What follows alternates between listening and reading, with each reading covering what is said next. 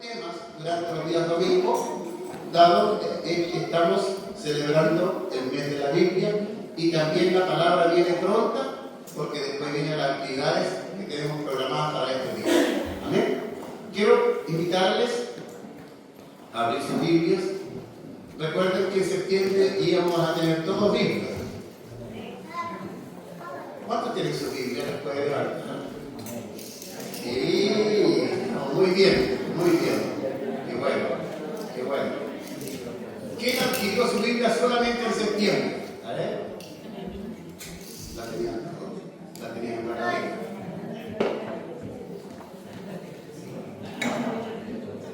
Bien.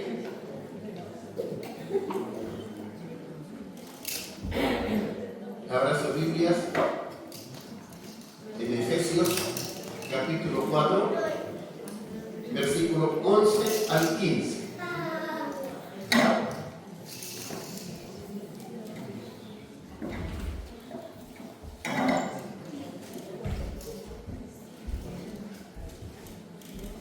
Efesios capítulo 4, versículo 11 al 15.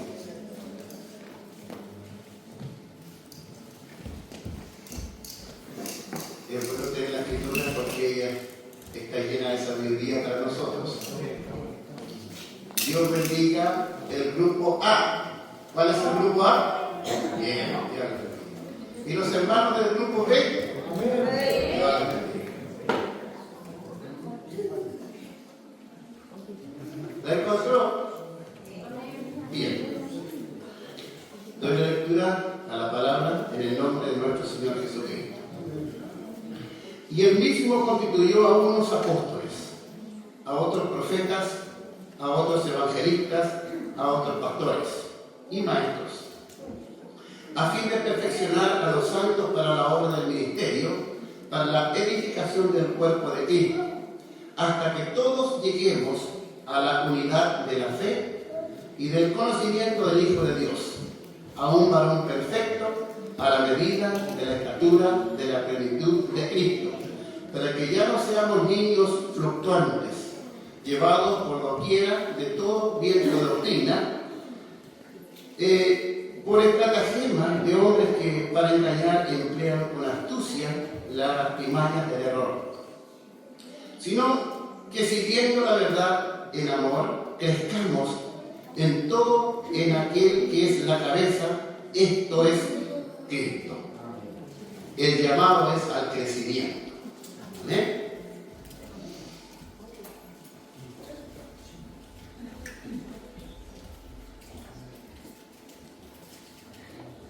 En este día, amados hermanos, vamos a hablar de una figura espiritual. La semana pasada hablamos de la figura de la escritura, que ella es suficiente para nosotros. ¿Recuerdan? Ese es el grado de autoridad que le damos a la palabra del Señor. Hoy día vamos a hablar de la figura del pastor, la labor de un pastor. Este tema nunca lo he tomado en la iglesia, pero hoy día lo vamos a tomar, para que sepamos qué es un pastor. No estoy hablando de mí, estoy hablando de la figura del pastor en la iglesia. Amén. Esta carta fue escrita por el apóstol Pablo estando preso en Roma. Oiga, ¿cómo se puede escribir de esa manera? ¿Cómo viene la inspiración en esos momentos de agobio para su vida? Cuando debía estar lamentándose, reclamando, etc. Sin embargo, él estaba inspirado escribiéndole a la iglesia de Efesios. Le escribe a los creyentes en la iglesia de Éfeso. Pablo, muy preocupado por la influencia de las malas prácticas que se estaban dando dentro de la iglesia, hace hincapié en formar buenos líderes para contrarrestar las prácticas de adoración a los ídolos que se estaba dando en aquel lugar, puesto que allí existía el gran templo de Diana. Porque escuché hablar de este templo. Un templo que está dentro de las 7 maravillas del mundo. Algo precioso. Para él la hermosura de Éfeso era el templo. Tardó 200 años en construirse. Éfeso era una ciudad muy próspera. Había mucha entretención allí. Había un anfiteatro para 25.000 personas en aquel tiempo. Estoy hablando de... Imagínense cómo era de adelantada aquella ciudad. Entonces, la oración a ídolos era muy fuerte, era común en aquel lugar. Y ahí se estableció la iglesia de Éfeso. Es como decir, vamos a establecer una iglesia en la Tirana. ¿Ah? Así. La iglesia de Éfeso estaba ahí en medio de toda esa idolatría. Entonces lo peor de todo es que estas prácticas de idolatría estaban ya llegando a la iglesia del Señor. ¿Qué es lo que hace Pablo? Se preocupa de la necesidad de capacitar a la iglesia para la labor pastoral y formar líderes que puedan ir avanzando en la obra del Señor. Vamos a hablar de la figura del pastor. No de este pastor, del pastor que registra la escritura. ¿Amén? Es bueno saber, porque uno de repente se puede decir, oye, ¿quién es el pastor? ¿Qué es lo que hace un pastor? Podemos tener cierto conocimiento. Incluso nace la primera pregunta. ¿El pastor es igual que los demás? ¿Mi hermano Raúl? ¿Lo hace igual, dice usted? ¿Qué dice el hermano Silvio?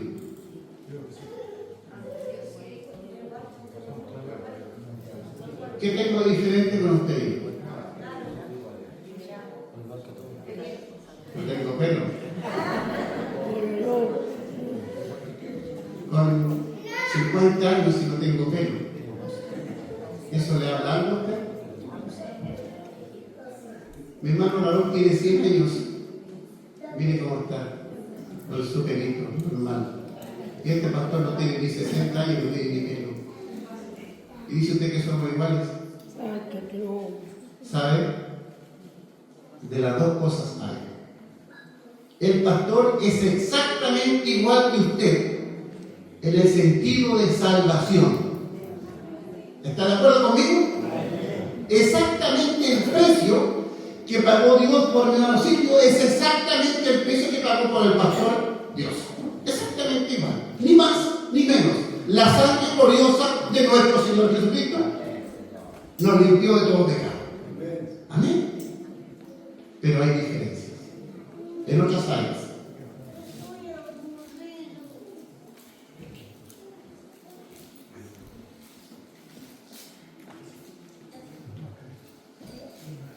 Hay diferencias en cuanto a la responsabilidad de la iglesia. El hermano Raúl se puede ir cuando guste a la iglesia. Ojalá que nunca se vea. Un día le pareció algo mal y él se va. El pastor se puede ir. ¿Quién da responsabilidad de la iglesia? Dice el pastor. En eso es totalmente distinto. Ahí está la diferencia que tengo. ¿Ya? Si una familia tiene un problema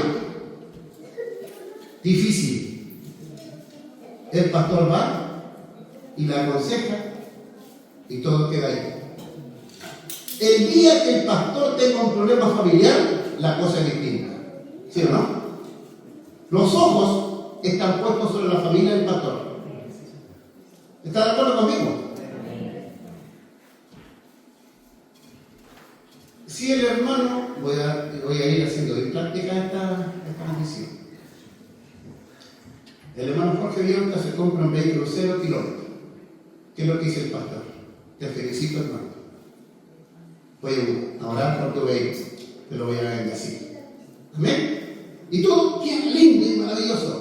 El día que un pastor venga con un auto 0 kilómetros, ¿qué va a decir la iglesia? Ay. Claro, por los viernes. ¿Sí o no? Algo sucede. Pero hay hermanos que van a decir, sí, estoy contento porque Dios bendice al pastor, me va a decir a mí. Porque la bendición viene desde arriba hacia abajo. Amén. Pero no todos piensan así.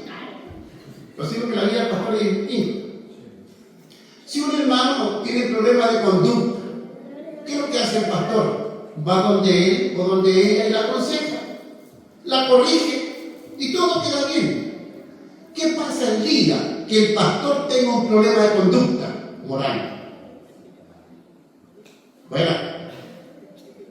Fuera y venga otro. ¿Ha pasado, cierto? En ese sentido, el pastor totalmente distinto. Las exigencias para un pastor son totalmente distintas al resto de la congregación. ¿Amén? Por otro lado, algunos creen que un buen pastor es aquel que está en todas las cosas. Hay un predicador que le llama a esto, no le llama teólogos, le llaman todólogo. El pastor está en todas y dicen, este sí que es buen pastor. El pastor no forma a nadie, no se preocupa de capacitar ninguna cosa porque está ocupado. ¿Qué es lo que hace él? Solo él predica en la iglesia, nadie más. ¿Ha visto usted? Solo el pastor predica, solo el pastor dirige el coro. ¿Ya? El pastor está en la reunión de las hermanas Dorcas. El pastor de la reunión de los hermanos jóvenes. El pastor hace aseo en la iglesia. El pastor solo él visita a los enfermos, etc. Y alguien dice, este es un verdadero pastor que está en todas. Yo le voy a decir que no. Porque terminan estresados, haciendo una labor que no les corresponde, pero para muchos este es el verdadero pastor, pero es una visión equivocada del verdadero pastor. ¿Estará bien esto, hermanos queridos? ¿Que el pastor esté en todas? Cuando Moisés se presentó ante su suegro Jetro y le dijo, estuve toda la mañana trabajando hasta la tarde y todos los juicios lo hice yo, claro, terminé cansado. Tan mal, le dijo Jetro. ¿Sí o no? Tan mal. Busca personas de confianza que te ayuden a trabajar. ¿Qué es lo que pasa aquí? ¿Por qué el pastor lo hace todo él? Hay una causa. Porque piensa que si él no está presente, las cosas saldrán mal. ¿Ya? Es típico esto. Este tipo de pensamiento pastoral ha provocado una notable falta de crecimiento en la iglesia, pues no sabe delegar. Por lo tanto, lejos podrá levantar verdaderos líderes en la iglesia que generen crecimiento. Eso pasa con ese verdadero pensamiento de pastor. ¿Cuál es la verdadera labor de un pastor? ¿Qué dicen las Sagradas Escrituras? Es lo que leímos recién. Y con mucha atención dice que a fin de perfeccionar a los santos para la obra del ministerio, para la edificación del cuerpo de Cristo, hasta que todos lleguemos a la unidad de la fe y del crecimiento, del conocimiento del Hijo de Dios, a un varón perfecto a la medida de la estatura de la plenitud de Cristo, para que ya no seamos niños fluctuantes. Cualquier pensamiento usted lo lleva por el suelo, alguien tiene que estarlo capacitando, y es la labor del pastor. Amén. Que Dios nos bendiga. Como pastores, nuestra tarea es capacitar, perfeccionar a los santos para la obra del ministerio, para la edificación del cuerpo de Cristo que es la iglesia, para que estos, al estar capacitados, puedan servir en distintas áreas de la iglesia. Dios puso a los pastores para la edificación del cuerpo de Cristo que es la iglesia. ¿Qué significa edificación? En el griego, a mí me gusta mucho el griego, Porque el idioma castellano, ¿podemos decir? Tiene 63.000 palabras. El inglés tiene 1.000.000. Y el griego creo que tiene de 600.000 palabras a 5 millones. Por lo tanto, las palabras en el griego son exactas. Amén. Nosotros hoy día usamos la misma palabra para todo. Por ejemplo, la palabra amor. Yo amo a mi perro. Yo amo a mi esposa. Yo amo a Dios. Usamos el mismo término, pero en el griego es totalmente distinto. Amén. Por eso que el griego de edificación es hoy kodomi, que significa crecimiento y fortalecimiento espiritual en forma gradual. La persona tiene que ir creciendo en forma gradual. Es lo mismo que cuando usted va a hacer una construcción. Usted no hace la construcción de inmediato. Usted es una verdadera construcción que estamos formando en este lugar. Mi hermano Alejandro Robles es una verdadera construcción que estamos formando todos los días. Todos los niños, una verdadera, todos estamos en construcción. Amén. O alguien que ya esté terminado. Todos estamos en construcción. ¿Y qué es lo que hace el constructor? Primero, ubica el terreno. Amén. Después hace el plano, los diseños. Después hace los cimientos. Después coloca los pilares, coloca las murallas y al último coloca la techumbre y la construcción que va terminada. Yo creo que nosotros tenemos todo, pero nos falta la techumbre porque estamos incompletos. Por eso que hay que ir edificando en distintas áreas de la vida. Todos somos distintos y llegamos a una congregación totalmente distintos y hay que irnos formando de alguna manera. ¿Está de acuerdo usted conmigo? Bien, sigamos. Los pastores son responsables de toda la congregación. De toda la congregación, no de uno. Y son los que llevan la visión de parte de Dios en la iglesia. Por lo tanto, alguien dice, mire lo que se le ocurrió al pastor. Yo lo voy a instruir de que no sea así, que tenga otra visión. Hermanos, cuidado con esto. El pastor que Dios puso en la iglesia, él le da la visión. Hay hermanos que dicen, yo le voy a dar al pastor mi opinión respecto a esto. Y alguien dijo que la opinión no se dan, se piden. ¿O no? ¿Sí o no? Generalmente las opiniones se piden. Y yo digo, ¿cuál es su opinión respecto a esto? Él me va a decir. Pero uno dice, le voy a dar la opinión al pastor porque considero que lo que está haciendo está malo. Y aquí está diciendo de que el pastor lleva la visión de parte de Dios a la iglesia. La visión, cómo se construyó esta iglesia, no fue mía. Dios la entregó. ¿Se recuerda usted cómo debíamos reunir los recursos que no teníamos? Y se logró en 2 años. Él lleva la visión al pastor y el pastor sencillamente la ejecuta. Me estoy refiriendo al pastor que Dios llama. ¿Amén? Dios trabaja directo con el encargado de la iglesia. En Apocalipsis encontramos que a cada iglesia le comienza diciendo lo siguiente: escribe al ángel de la iglesia, dile esto, y le encarga mucha responsabilidad.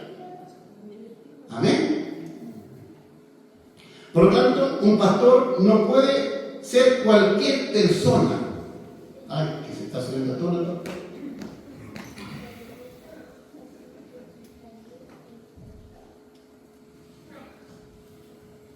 No puede ser cualquier persona, solo al que Dios llama.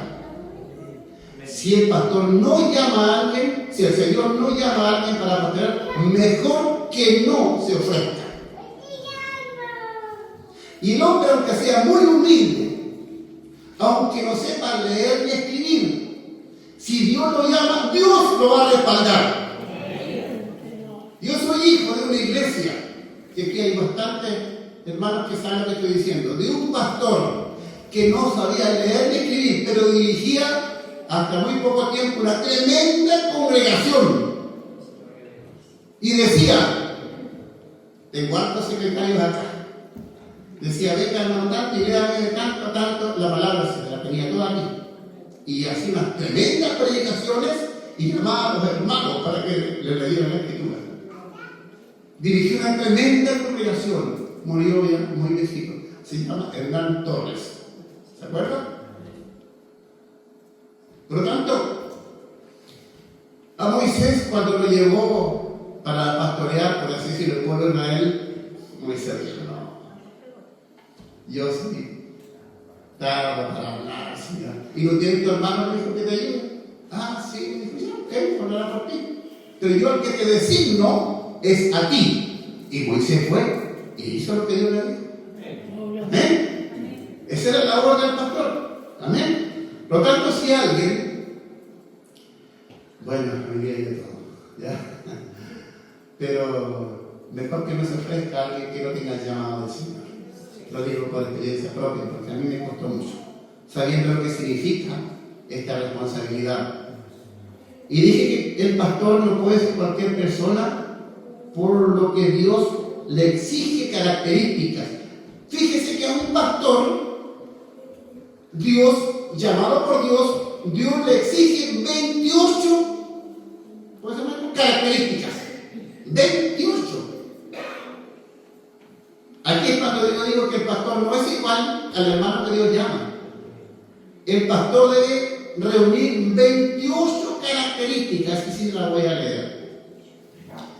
Primera Timoteo capítulo 3 dice lo siguiente: palabra fiel si alguno anhela obispado, buena obra desea. Pero es necesario que el obispo, porque el término pastor también es usado como anciano y como obispo. Ese tiempo usaba el mismo grado, ¿ya? Por lo tanto dice, pero es necesario que el obispo sea irreprensible. Ya, una palabrota. Marido de una sola mujer, sobrio, prudente, decoroso, hospedador, apto para enseñar, no dado al vino, no pendenciero. ¿Qué quiere decir pendenciero, hermanos queridos? No un peleador.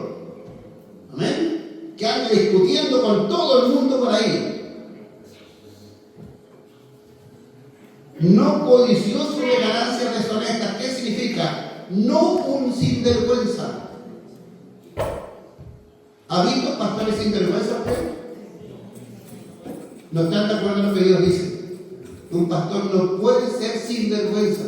Y eso lo digo yo con mucha tristeza. Sino amable, apacible, no avaro, que gobierne bien su casa, que tenga a sus hijos en sujeción con toda honestidad, pues el que no sabe gobernar su propia casa, ¿cómo cuidará de la iglesia del Señor? No un neófito, un aprendiz. Tiene que tener cierta preparación, cierto tiempo en el Evangelio. Hay personas que se convierten hoy día, mañana son pastores, ¿ya? No un neófito, no sea que envaneciéndose caiga en la condenación del diablo. También es necesario que tenga buen testimonio de los de afuera, para que no caiga en descrédito y en lazo del diablo. Y aún hay más. Hay un poquito más de características que necesita el Señor. Tito capítulo 1, versículo 5 en adelante exige otras cositas. Por esta causa te dejé en Creta, para que corrigiese lo deficiente y estableciese ancianos en cada ciudad, así como yo te mandé. El que fuere irreprensible, marido de una sola mujer, y tengas hijos creyentes que no estén acusados de disolución ni de rebeldía, porque es necesario que el obispo sea irreprensible como administrador de Dios, no soberbio. Ay, ay, ay. Una pregunta entre nosotros: ¿usted conoce pastores soberbios? No existen. ¿Está equivocado? No existen. ¿Qué dice aquí? No soberbio. No iracundo. ¿Conoce usted pastores iracundos? No, está equivocado. No existe. De acuerdo al modelo de Dios, no existe. No dado al vino, no pendenciero, lo mismo, no codicioso de ganancias deshonestas, sino hospedador, amante de lo bueno, sobrio, justo, santo, dueño de sí mismo. Oiga, 28 características que Dios exige a un pastor. Amén. Cierta vez le hicieron la pregunta a un pastor notable que gozaba de un próspero ministerio. Le hicieron la siguiente pregunta: ¿qué es lo más difícil de ser un pastor? Pregúnteme a mí usted, ¿qué es lo más difícil de ser un pastor? ¿Qué puede ser más difícil, hermano, de ser pastor? Pregúnteme a mí usted. Ya se lo voy a decir. ¿Qué cree usted que es lo más difícil de ser un pastor? Diga alguien, a ver, ¿qué puede ser? Hermana Jimena. ¿La paciencia? No. ¿Qué más? ¿Qué cree usted que es lo más difícil para un pastor no lograrlo?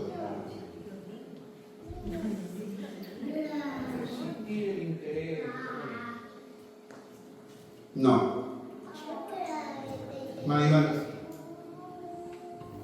¿qué es lo más difícil para un pastor? Que le ayude a su compañero, ¿no? Que los dos pónganse de acuerdo. Dos piensan más que uno. Y usted vaya pensando, ¿qué es lo más difícil para un pastor?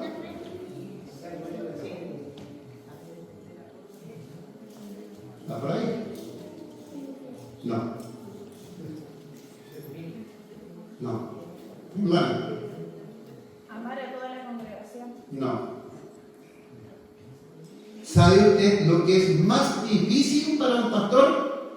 Pastorearse a sí mismo. Amén. Cumplir esas 28 características. Yo me puedo presentar a usted de alguna manera, el pastor, pero que el pastor se sienta pastoreado a sí mismo es lo difícil. Porque podemos pastorear a los demás, pero cuando trata de pastorearnos nosotros, es lo más importante. Eso respondió el pastor. Lo más difícil de mi pastorado es que me apaciente a mí mismo y después a los demás. Yo pienso igual. ¿Amén? ¿Por qué es difícil? Porque tiene que cumplir 28 características para comenzar. ¿Amén? El pastor es pastor de su casa primero y después pastorea el resto. Cuando yo asumí el pastorado para los amados, incluso el obispo de ese entonces me dijo que no le pase lo que me pasó a mí. Otros pastores ancianos me dijeron exactamente lo mismo, que no le pase lo que me pasó a mí. ¿Y qué es eso? Pastoreé en la iglesia, pero no pastoreé en mi casa. Y muchos de la casa, siendo pastor y siendo obispo, no se apacentó la casa. Andaban por todas partes, menos estaban en la iglesia. Es lo más difícil pastorearse a sí mismo. Bien, ¿está contento, Ya hay muchas cosas más también. ¿Ya? Labores específicas de un buen pastor. Y en ninguna parte yo encuentro que dice que debe estar en las dos, que los jóvenes, los niños deben estar metidos lavando la loza, no encuentro eso. ¿Saben qué encuentro? En las labores específicas de un pastor número uno. Conocer el rebaño.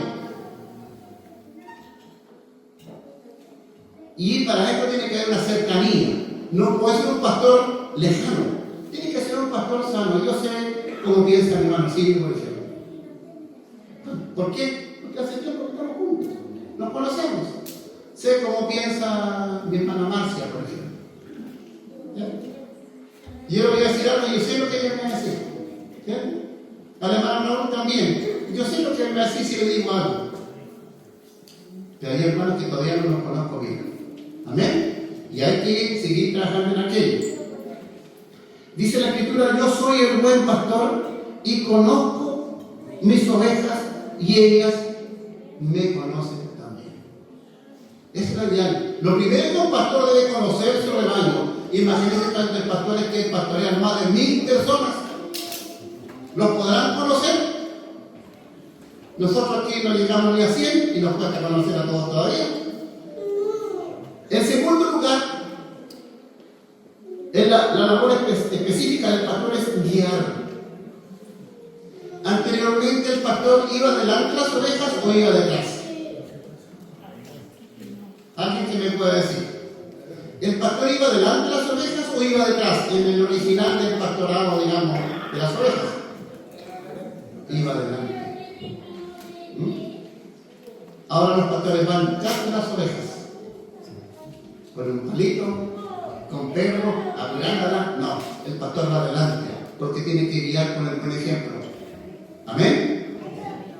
Solo un liderazgo humilde y de confianza y amoroso le dará la real confianza para permitir ser guiado. Si usted le da la confianza a alguien, le puede guiar. Amén. Una vez me pasó algo con mi suegra cuando fuimos a Siloé. Yo ya estaba de cumpleaños y estar cumpliendo 93 años. ¿Qué estoy bien? Todos nos estaban subiendo arriba de una barcaza chiquitita así. Y ella dijo: no, yo no me subo, dijo.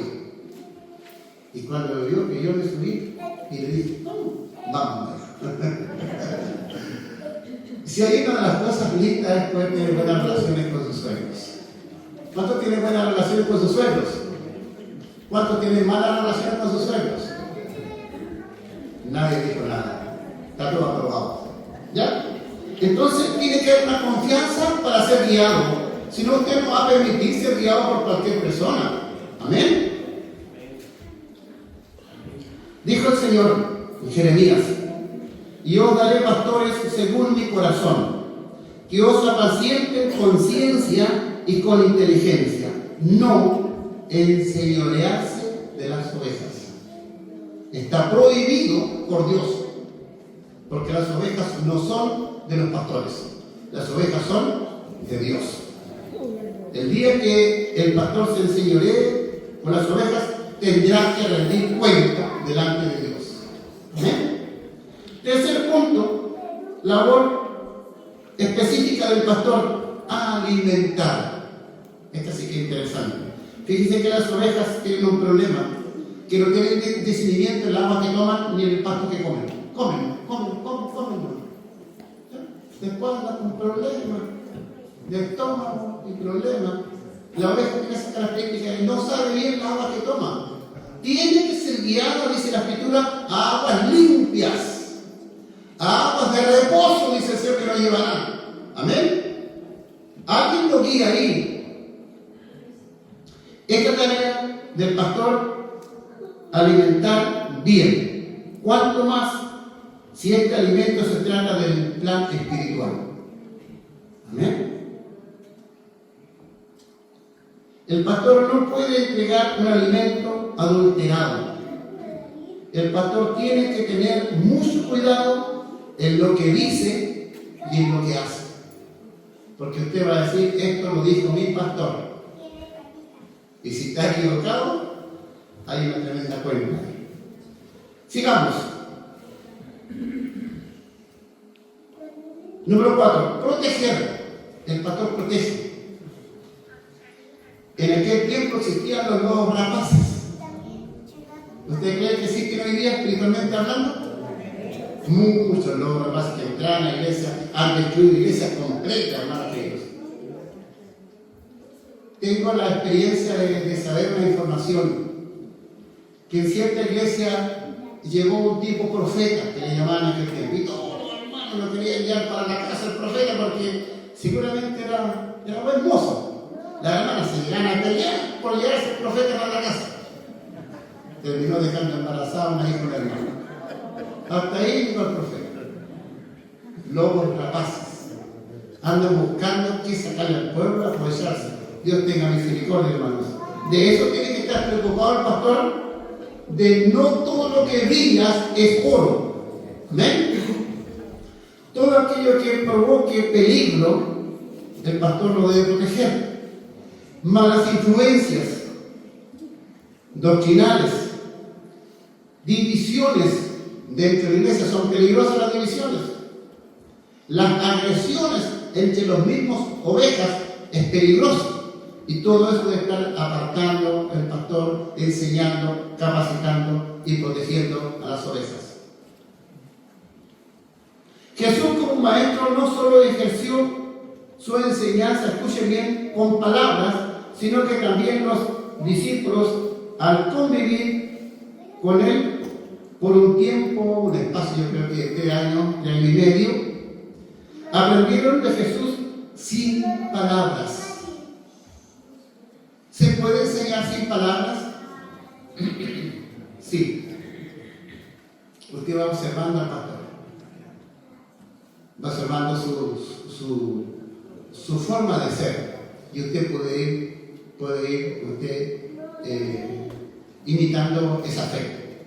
¿Amén? Por eso es que es importante el enseñar sin palabras. Se llama testimonio. Un buen testimonio habla más que 1000 palabras. Un buen testimonio puede edificar una iglesia. Un mal testimonio lo puede eliminar una iglesia. Amén. Esa es la figura del pastor, mirada desde el punto de vista de Dios. El buen pastor, o más bien dicho, el buen testimonio de un pastor será una de las más inolvidables enseñanzas que influirán positivamente en el corazón de la congregación. Yo lo aprendí de mi pastor esto. Yo he escuchado a muchos hermanos, yo aprendí de mi pastor esto. No sé si se lo enseñó, pero lo vio y lo aprendió. ¿Bien? Quinto, la labor del pastor es enseñar, discipular, formar líderes. La labor del pastor es capacitar. Un pastor que diariamente le dará pescado a la gente significaría que la gente volvería a tener hambre. El pastor no está enseñado para poder dar pescados, sino que, sin embargo, un pastor que le enseñe a usar el anzuelo a la hermandad estará capacitado a la hermandad para buscar su propio sustento en el momento diario. Y eso sí que es bueno.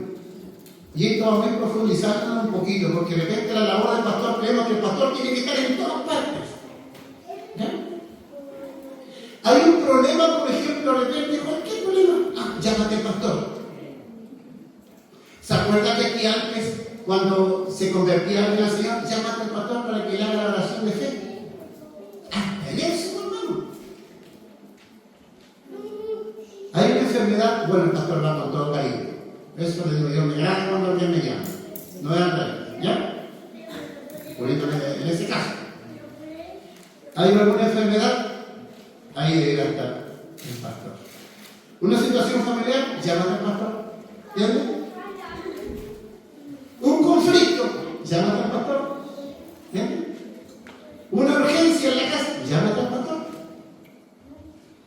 Una oración sencilla para alguien, pastor, quiero que oren por mí, llámate al pastor. ¿Sí? Hay una pelea entre el marido y la esposa, llámate al pastor. ¿Entiendes? ¿Qué quiero decir con esto? Si bueno, lo que quiero decir es que el pastor está dispuesto a ir. Pero que lindo sería, en vez de darle pescado, enseñarle a usar el anzuelo. Para que en esos momentos de dificultad pueda ejercer la persona algo. Esté capacitado. Si el hermano o la hermana está capacitada o capacitado, podrán resolver de acuerdo a la herramienta con que cuenten en la mano. Miren qué importante. A lo mejor no va a ser necesario llamar al pastor porque la hermana va a estar capacitada para orar. Amén. Vamos a hablar de paso, que ya estoy terminando, de las enfermedades. Sabiendo que Isaías dijo en el 53 capítulo, dijo lo siguiente: Dios se llevó nuestras enfermedades y por sus llagas nosotros fuimos sanados. Usted sabe este pasaje, ¿verdad? Le hago la pregunta: si eso ocurrió, ¿por qué hay tantos enfermos? ¿Amén? Porque ahí se refirió a la enfermedad del pecado, porque habla del sacrificio de Cristo. Amén. Las enfermedades continúan igual. Las enfermedades, si usted ve la lista de la iglesia, hay una tremenda lista que hay que borrarla, cambiarla, y hermanos que estamos orando por ellos, yo creo que ni saben que estamos orando por ellos. La iglesia sigue orando por ellos, sigue orando por ellos. Y nunca han llegado a usted y decirle: oye, muchas gracias por la oración. Se olvidaron, ¿no? Le debe decir blando: hermanos, esto os deje preocuparnos de ellos nosotros. ¿Sabe por qué? Porque muchas de las enfermedades son consideradas una maldición. Nunca una enfermedad va a ser considerada una bendición, es considerada una maldición. Eso se lo dijo el Señor al pueblo de Israel, que las enfermedades que mandó a los egipcios no se las mandaría a ellos. ¿Ya? Entonces, una enfermedad tiene muchas connotaciones, pero escuche bien lo que voy a decir. El primer responsable de la enfermedad es usted, es el afectado. El primer responsable de la enfermedad. ¿Qué significa esto? Que las enfermedades pueden tener muchas causas, pero hay 4 que son más comunes por las cuales llega la enfermedad. Primero, puede llegar por causa de disciplina o causa de castigo. Una enfermedad.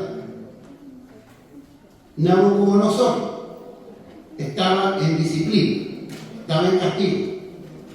¿Qué pasa si alguien hubiese ido a orar por Nabucodonosor y se hubiese pelado las rodillas? No había pasado nada, porque Dios tenía su mano sobre él.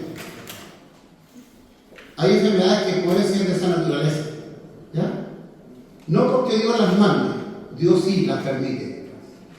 ¿Amén? En segundo lugar, la causa de una enfermedad puede ser Satanás. Encontramos un pasaje en Lucas 13:16 de la mujer encorvada que tenía 18 años, que estaba atada por Satanás, y Jesús la desató. En tercer lugar, hay enfermedades que son producto de los vicios y de los malos hábitos. Y uno dice: pastor, venga a orar por mí, por favor. ¿Qué le pasó, hermano? Es que tomé tanto café y se me subió la presión. ¿Qué va a hacer el pastor? Enséñele a tomar el anzuelo. Que no tome café, porque le hace mal. Sencillamente eso. ¿Y cuántas cosas más que usted come y le hace mal? Y las come igual. El hombre es lo que come. Ya lo sabe. ¿Amén? Entonces, muchas enfermedades son producto de nuestra propia irresponsabilidad. Y estamos enfermos. Oren, por favor, díganle al hermano Raúl y a la hermana Marce que me anoten en el libro porque estoy enfermo. ¿Qué le pasó, hermano? Es que tengo la presión alta. ¿Qué le pasó? Es que tomo mucho café, tomo mucha Coca-Cola. ¿Ya? En fin, es que el médico me prohibió que comiera cosas fritas, pero yo comí mal en el nombre del Señor, todas las cosas fritas, empanadas, chorillanas y todas las cosas. Ay, llamen al pastor que venga a orar por mí, por favor. Hermanos, yo prefiero no ir. Prefiero entregar la herramienta que usted sepa que esas cosas hacen mal. ¿Me está entendiendo la labor del pastor? Pero alguien dice: el pastor vino, qué buen pastor. Pero si el pastor no lo enseña, es mal pastor. Yo prefiero enseñarle. Amén. Y una cuarta causa es la causa natural. Oremos tanto, hagamos lo que hagamos, el cuerpo es limitado. Si estamos hablando de una persona de Sinai que está enferma, ¿qué le vamos a decir al Señor? Sencillamente que tenga misericordia. Amén. Esos son. Entonces, frente a una enfermedad, el afectado debe hacerse un examen de conciencia. No se puede orar ligeramente por un enfermo, sino que tiene que tener un acto de conciencia primero. ¿Por qué me sucedió esto? Y pregúntale al Señor, ¿qué pasa con él? O uno de repente también se conoce, ¿ya? No se puede orar ligeramente, dije. Frente a una necesidad, el afectado debe tomarse de las promesas también del Señor, ¿ya? Hay un caso que quiero decir y quiero redundar en esto del anzuelo. El caso de Moisés, al verse en peligros, al llegar al Mar Rojo, ¿usted sabe lo que sucedía ahí? Vio que venían atrás los egipcios y estaba el Mar Rojo adelante y se vio con problemas. Y él sabe lo que dijo: ¿qué hago, Señor? Y el Señor le respondió, pero más bien lo reprendió. Exactamente, le dijo: ¿y tú qué tienes en las manos, Moisés? Tengo una vara, extiéndela. ¡Pum! Y pasó. Hermanos, muchas veces la vara está en su mano. Y usted dice: llama al pastor que venga a orar por mí. Ore usted mismo, hermano. Usted conoce la necesidad que tiene, también se puede hacer, etc. La solución de repente está en nuestra mano, pero nosotros seguimos en las cosas básicas. Y la solución muchas veces está en estas páginas. Pero si no la leen, no va a tener nunca una respuesta. Amén. Quiero ir terminando con lo siguiente, ¿no? Me queda, pero es poquito, ¿ya? Muchas veces el pastor tiene que evitar problemas al enseñar, evitarse malos ratos. El pastor debe enseñar a los hermanos comerciantes. ¿Cuántos hermanos comerciantes hay aquí? Que levanten su mano. Amén. Dios les bendiga, Dios les prospere. Pero el pastor es el que tiene que enseñar a los comerciantes a que eviten un parte, que paguen los impuestos. Amén. Pastor, ¿sabe que me sucedió un problema? ¿Qué le pasó? Me sacaron un pasto. ¿Por qué? Porque no pagué el IVA. Hay que pagarlo y se soluciona el problema. ¿Amén? Otros dicen que un cristiano tiene que ser uno de los mejores ciudadanos del país. Primero, tiene que portar su carnet de identidad. Si no tiene carnet de identidad, va a tener problemas. ¿Amén? Tiene que, si maneja vehículos, tiene que tener licencia de conducir. No, pero es que yo cuando era me digo, no, hermano querido. Un cristiano tiene que andar legalmente con sus documentos y se va a evitar partes. Tiene que pagar la revisión técnica si tiene vehículo, ¿sí o no? Y si no la paga, ¿qué le va a pasar? ¡Parte, hermano! ¡Oh, que estoy aprobado! Me sacaron otra parte más, claro. Obviamente lo encontraron sin licencia otra vez. ¿Entiendes? Tiene que pagar el primer de circulación tan caro. Si no lo paga, tiene problema. ¿Amén? Por lo tanto, todo eso se puede evitar y el pastor tiene que enseñar y él cumplir primero. ¿Amén? El día que salgo yo, hermano, me quedan por alguna causa los documentos de la casa, como que ando persiguiendo, ¿le pasa algo, no? Voy a buscarlo. ¿Ah? Claro. El pastor debe incluir en todas las áreas, hacer responsables en los trabajos seculares, que no sean respondones. Estuve 23 años a cargo de personal y puedo decirles que también hay hermanos evangélicos ahí. Respondones, pero aquí le cuento. Tenían que confrontarlos. Aquí está la hermana Dayana, que es cristiana.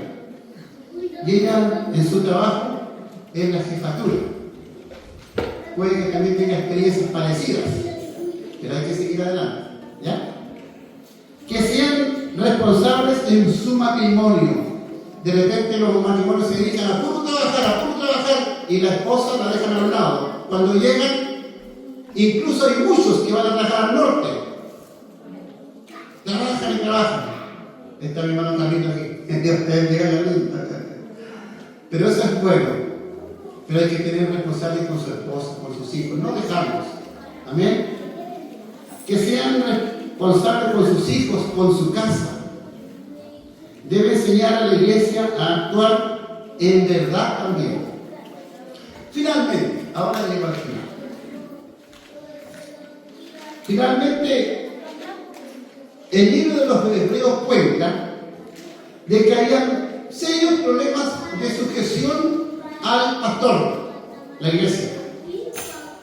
Y el autor o el escritor de Efesios dice lo siguiente: obedeced a vuestros pastores y sujetaos a ellos, porque ellos velan por vuestras almas, como quien ha de dar cuenta, para que lo hagan con alegría y no quejándose, porque esto no es provechoso. Ay, que sería triste, yo no me he quejado de esta iglesia, por supuesto. Amén. Pero no es provechoso que el pastor se ande quejando de los hermanos. Quejándose ante Dios. Peligroso esto. Obedecer en griego es peisen, que significa dejarse persuadir aunque no nos parezca. Eso es obedecer. No nos parece, pero yo obedezco. Porque ¿quién lo dijo que fue? El pastor. ¿Amén? Sujetarse va un poquito más arriba. En griego es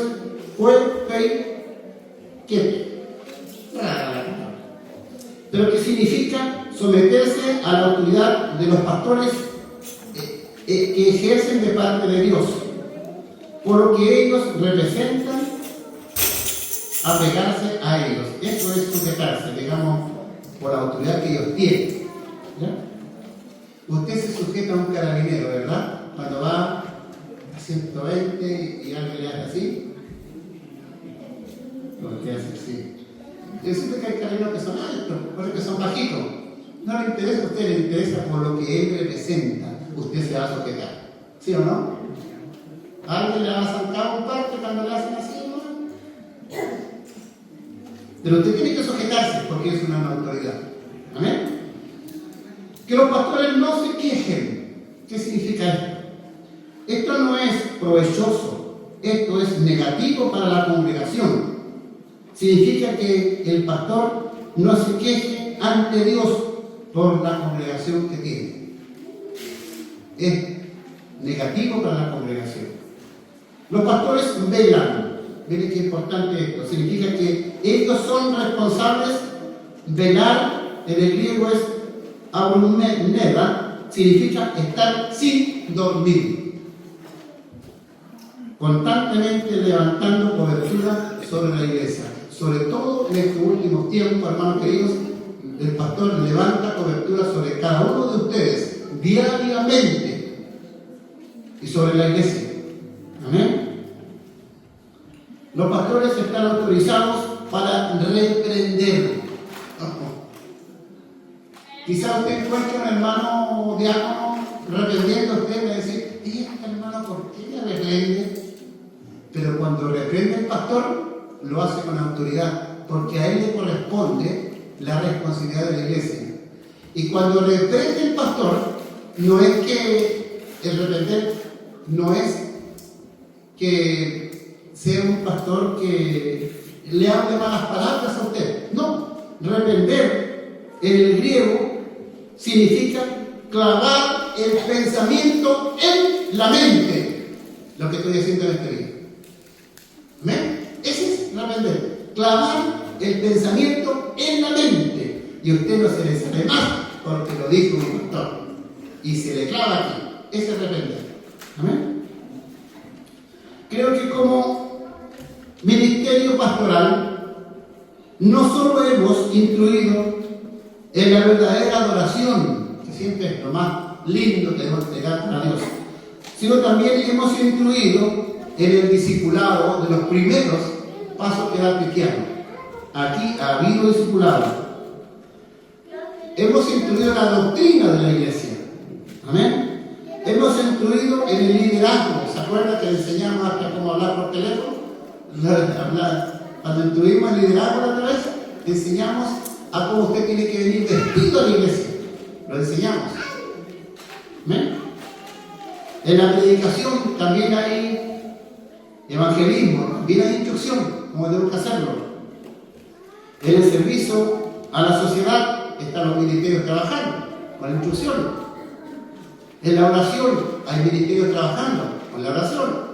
Amén. Estamos estudiando la palabra de Dios también, no todos van, pero la iglesia está haciendo programas de capacitación de estudio bíblico. Y todo eso está en nuestras manos. Ese es el anzuelo que le entregamos a la iglesia para que la iglesia aprenda a trabajar, a crecer y no podamos nosotros estar careciendo de liderazgo en nuestra iglesia. Hermanos amados, que Dios les bendiga. Cuando uno tiene que resolver algo, no siempre lo resuelve de buenas a primeras bien, pero es muy importante la herramienta que usted tome o elija para resolverlo. Es muy importante la herramienta que determine usted cómo resolverlo. Y eso se llama sabiduría y viene de parte de Dios. Dios le bendiga. Este es el tema de esta mañana, labores de un pastor. Oramos al Señor. Póngase de pie. Padre nuestro, te damos gracias